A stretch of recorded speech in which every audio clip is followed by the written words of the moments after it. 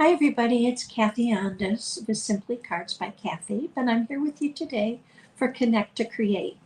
If you're new to Connect to Create, I'm so happy you're here with me. Connect to Create is a collaboration between myself and another independent Stampin' Up! Demonstrator, Pat Fairless, from Fairless Stamping Flair. And our whole goal is that each week we bring you a new technique. And it's a short video just teaching you the technique, and then we show you a couple cards in which we've used that technique so that you can go back and use it in your paper crafting.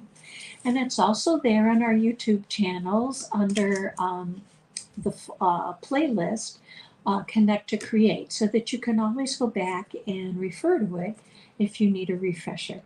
So today we're going to do the Emboss Resist Technique. That's a mouthful. And I'm going to show you two different stamps in which I use it, and then I'll show you the finished cards afterwards. So I am going to flip this down so that you're looking at my desktop, and we're going to go from there. Okay, Emboss Resist is a way for you to add some color and have some pretty backgrounds while you're using a white embossing powder and Versamark ink. So if you're new to Emboss Resist, I'm going to show you how to do it, and it's really fun. So I've chosen today for my first stamp set to use the Wonderful World.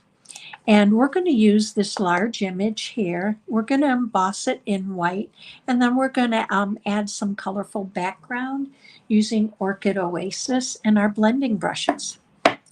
So the first thing I want to do, because I'm using embossing powder, is I'm going to use to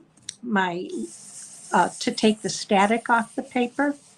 And all of a sudden my mind blanked as to what my embossing buddy, that's what it's called.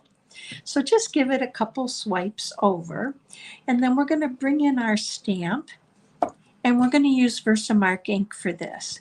And you're going to want to ink your stamp up really well.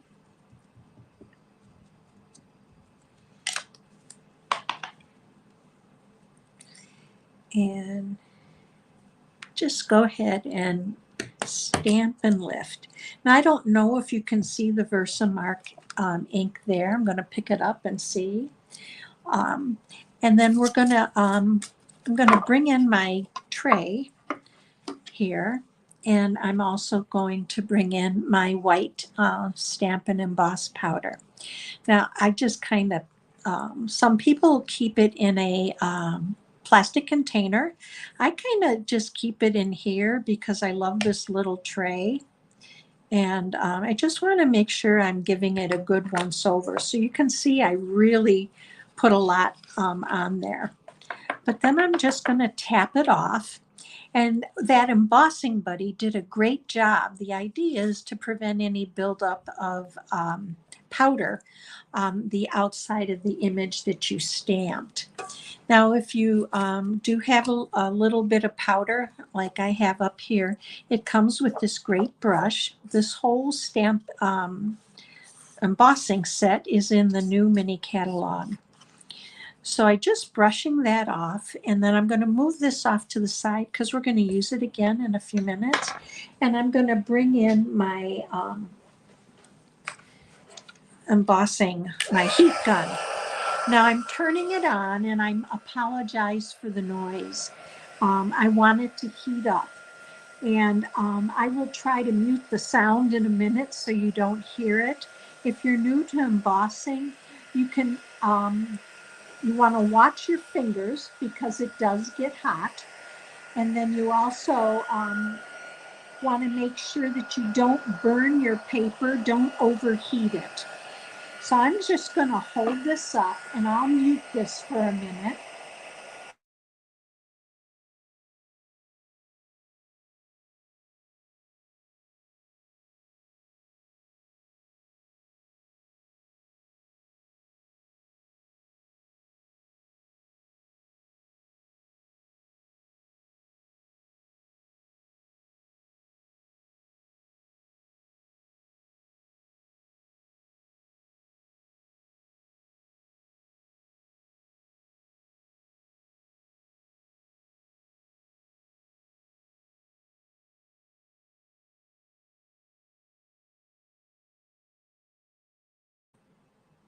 And hopefully you can hear me again. I muted it so you wouldn't, that wouldn't be too loud for you. Now, you can see that the image is embossed. It's shiny. It is dry. And when we add ink with our blending brush to that image, the ink isn't going to sit on it there. It's not going to get absorbed by the embossed image. You may have noticed when I'm embossing, I don't, or heating with the heat gun, I just follow it around gently. I don't move it back and forth. And I've chosen for this image to use Orchid Oasis. So I brought that in here, and I have my blending brush, and I just have a piece of typing paper down here, because when you use your blending brushes, you want to start off the image, and so you don't get a glob of ink like that. So I start off and I move on, and I just keep working my ink around my image. Now you may see that there's some color, a little bit, that it's not quite as shiny. Don't worry about that. I'm going to show you what you do with that when I'm done here. So you just keep applying your color, and I always start off my paper and work my way on. And you can lay down as much color as you want or as little as you want. Now this image, I'm not going to color the whole piece of paper, but I am going to do a good job all the way around it. And you're going to see in the finished card that I only used a portion of this image, and it's covered over by a dry embossed piece of basic white. So just going to work it around. And I'm going to start light after that and just bring that in. Let's get a little bit more up in here. This is a really fun technique, and it's great for stamps that aren't open, that allow for a lot of coloring, because then you have that embossed image that's pretty pronounced, and you can add your color all around it. Now you can see I'm not really pressing that hard, but I have, I'm holding it down low, and I'm just moving my brush around.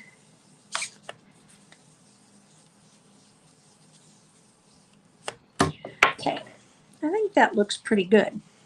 So here's one image, and actually I'm going to add a little bit more down here once I've turned it around. But here's one image in a solid color.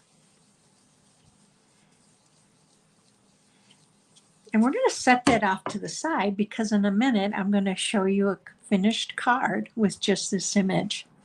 But I want to show you another image in where you can use multiple colors. And that's really easy to do. And to do that, I chose to use the Dragonfly Garden stamp, the largest stamp. And I'm going to turn this over so we don't have blue there. And I'm going to bring in a piece of basic white cardstock. Now, you could use shimmer white if you wanted to, but because my cards are pretty layered, I just used the plain basic white. I didn't even use the thick for that. So we're going to ink up our floral image from Dragonfly Garden with our Versamark. And let's go ahead and stamp it. And pick it up. And again, see if you can see how the image is stamped. Now I'm going to bring my embossing powder back in, and I'm actually just going to pick it up and carry it through. Now, I actually did forget something. I forgot to use my embossing buddy. And what I've noticed is I have just a little bit more powder on these edges than I would like. So I'm going to gently take my brush and just brush it off. And I think we're good to go. So I'm going to move this off. And again, I'm going to turn on the my heat tool, and we're going to go ahead and set this embossing powder. And I will turn the sound off so you don't hear it. But what I want you to do is watch me as I emboss it. I don't move the gun around a lot. I do keep it about 6 inches from the paper so I don't scorch my paper or flatten the embossing powder, because if you do overheat the embossing powder, it will flatten out. So I'm going to go ahead and turn the sound off, but I'm here with you, and I will bring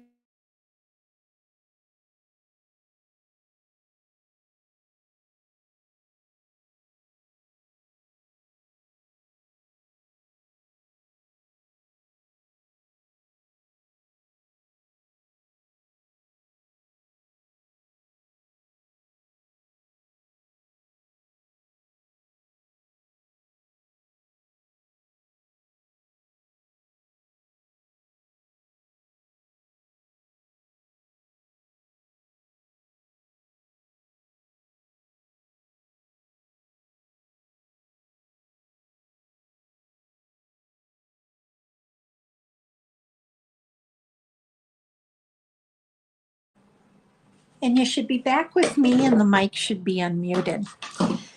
So here's our embossed image. And what I want to do is I'm going to use 3 colors, and I'm going to bring these in for you. I chose to use Pale Papaya, So Saffron, and Calypso Coral. So I'm going to go ahead and open these up.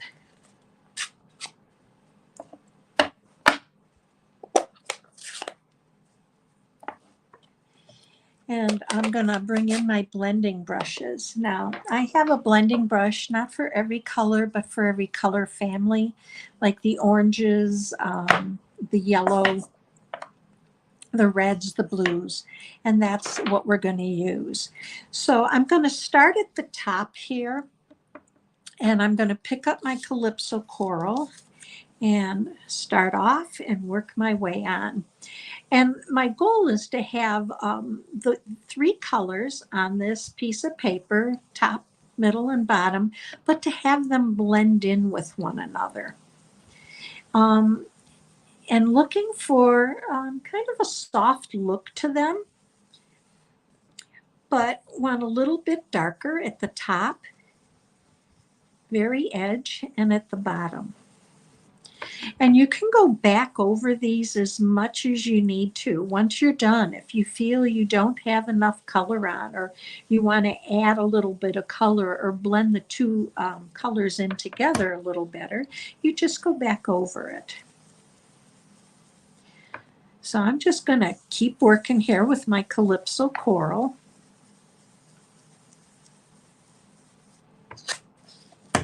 Just going to bring this in from this side.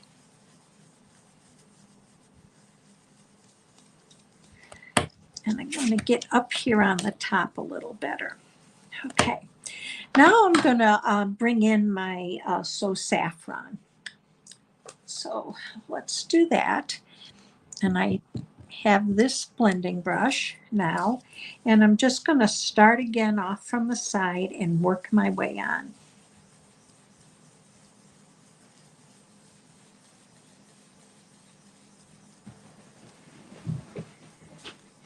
Okay, and now I'm going to come in, and again, I'm using the same brush because Pale Papaya is kind of on, to me, in the light, kind of between the yellow and orange.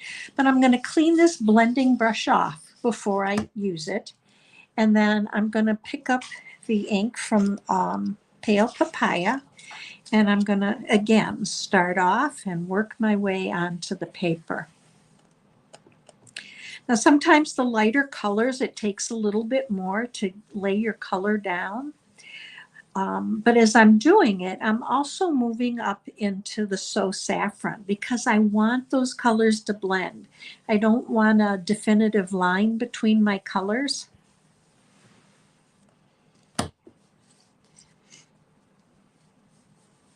So I'm just going to keep working it. And I don't want to pick up that Calypso coral. So I'm just going to fold that over a little bit and go up here.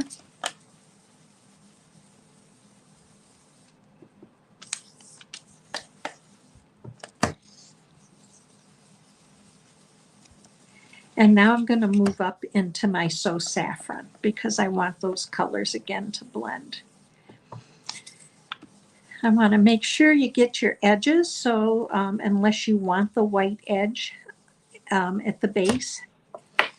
So there it is. I'm pretty happy with this, but I want this to blend better. So I'm going to come in now with I'm going to move this off here so I don't pick up any of that color. I'm going to come in with my Calypso coral and lighten it up, and I'm just going to lightly go over the top where the So Saffron and the Calypso coral meet because I want them to blend a little easier and a little lighter. I'm tapping the wrong one. So here we go. Okay. And I'm going to go back in and get the bottom here. So there we are. Now, once you have your images colored the way you would like them colored, and let me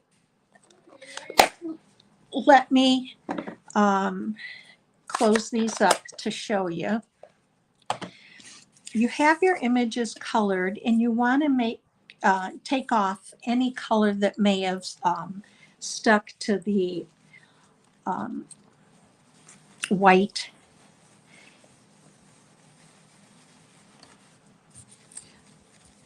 embossed image. Now, you can use a paper towel, but I keep a microfiber cloth on my desk, and I just lightly go over it. And here are your embossed resist images. Now, what do you do with them once you have them? Let me show you the finished card. For this image, I made this card. I used the background. I embossed, dry embossed some basic white and did, from the Stylish Shapes, cut a circle out and added it to the front of my card. So there's that one. And with this one, I decided to make a sympathy card. I really liked the colors, and I kept it with black and white, and then I heat embossed my greeting. So it's a really fun technique to play with. I hope you enjoyed seeing it and that you can use this in your crafting and card making. And we will be back next week, Thursday at 10, where Pat will show you how to do Joseph's coat. So I hope you have a wonderful rest of your week. Enjoy your weekend, and we hope to see you again next Thursday on both Pat's and my YouTube channel at 10 a.m. You have a great day.